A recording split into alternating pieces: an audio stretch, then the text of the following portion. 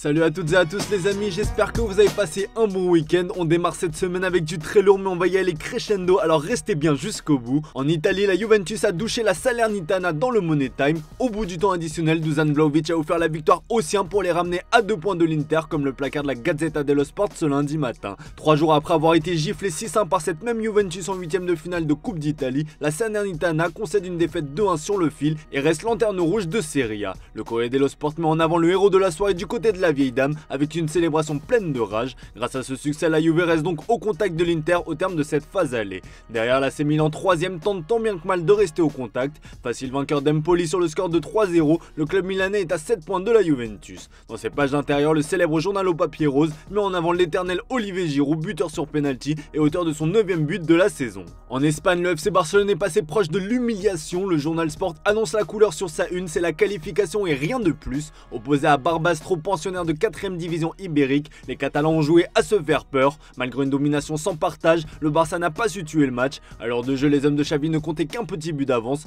Finalement, Lewandowski a tué tout suspense avant le temps additionnel, mais au bout de ce dernier, Barbastro a encore réduit le score, mais c'était finalement trop tard. Pour le Mundo Deportivo, le Barça s'est fait une frayeur. Pour Marca, le Barça ne s'est tout simplement pas gagné sans stress. L'important était quand même que les coulés disputeront les 8ème de finale de la Coupe du Roi. Pour être complet sur l'actu des Blaugrana, le journal Sport explique dans ses pages intérieures que Ronald Araujo prépare un vilain coup à sa direction. Comme vous le savez, le défenseur est pisté par le Bayern de Munich. Pas vendeur, le Barça souhaite prolonger son joueur, sauf que le principal intéressé n'est pas pressé de prolonger son bail qui court jusqu'en 2026. Un geste qui laisse donc la porte ouverte au Bayern de Munich, prêt à lâcher 70 millions d'euros pour le convaincre de rallier la Bavière. Affaire à suivre. En France, c'était dimanche de Coupe de France avec un choc entre le RC Lens et l'AS Monaco qui a tenu toutes ses promesses. C'est le club du Rocher qui sera au rendez-vous des 16e de finale après sa victoire au tir au but. Les deux équipes n'ont pas su se départager au bout du temps réglementaire avec un score nul de 2 partout. Et l'ASM peut dire un grand merci à son ange gardien Majeki. L'habituel remplaçant a multiplié les arrêts dans le temps réglementaire et lors d'une incroyable séance de tir au but. Brice Samba a aussi délivré une véritable masterclass lors de cette séance. Malheureusement, ça n'a pas suffi pour les 100 et or. En revanche, ça passe tranquille pour l'Olympique Lyonnais qui a tenu son rang en s'imposant 3-0 face à Pontarlier, comme le rapporte le Progrès. De son côté, l'OM a ramené la qualif et non le calice, écrit la Provence. Comme souvent ces dernières années, l'OM a galéré face à une équipe de division inférieure. Victoire étriquée 1-0 face à Thionville grâce à un but d'Aubameyang, mais l'essentiel est sauf, pas d'humiliation pour les Marseillais. Du côté du PSG, pas de surprise face à l'US Rebelle, victoire cinglante sur le score de 9-0. Paris puissance 9 lâche le Parisien dans ses pages intérieures. Mbappé a claqué un triplé, devenant le meilleur buteur du PSG en Coupe de France. Et les habituels remplaçants se sont illustrés. En résumé, c'était une soirée sans encombre pour le club parisien. On file en Angleterre avec également de la coupe au programme avec un alléchant Liverpool-Arsenal. Dans une situation compliquée en championnat avec 3 matchs sans victoire, les Gunners devaient se relancer face à des Reds privés de Salah parti à la CAN.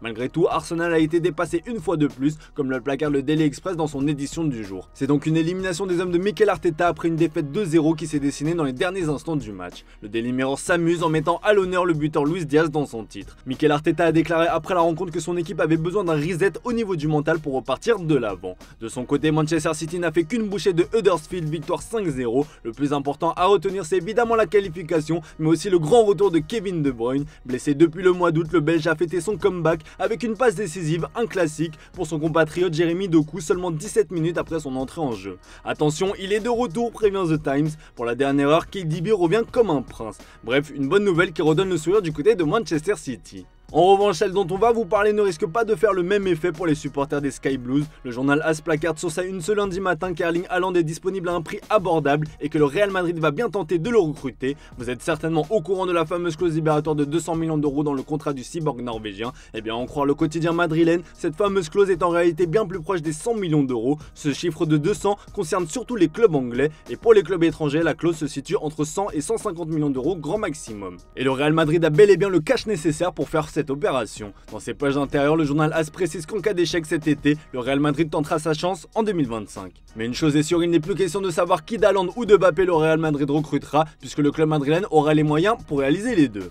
Et justement, après avoir parlé du Norvégien, il est temps de parler de l'avenir de Kylian Mbappé. S'il a récemment confié après le trophée des champions remporté face à Toulouse que sa décision n'était pas encore prise, la presse européenne assure le contraire. C'est le cas du Times qui explique que la star du PSG aurait refusé l'offre de pré-contrat du Real Madrid. Il aurait été agacé par la deadline du mois de janvier fixée par la Maison Blanche et ne se dit pas impressionné par la pression mise par les Madrilènes. Une information qui a été immédiatement reprise à cœur joie par la presse catalane, à l'instar du Mundo Deportivo ou encore de Sport. Mais selon nos informations, Kylian Mbappé a bel et bien dit oui au Real Madrid ces derniers jours. Cette fois-ci, le Français se sent prêt à franchir le pas et a réellement le sentiment de ne pas laisser le Paris Saint-Germain dans la panade. Comme il a expliqué lui-même à maintes reprises, un accord financier a été trouvé avec le PSG pour ne pas mettre le club en difficulté si départ il y a. Un accord qui protège l'ensemble des parties et préserve la sérénité du club pour les défis à venir selon ses dires. Bref, cette fois cela ressemble fortement à la bonne année pour les supporters madrilènes et ce feuilleton interminable se rapproche enfin de son dénouement.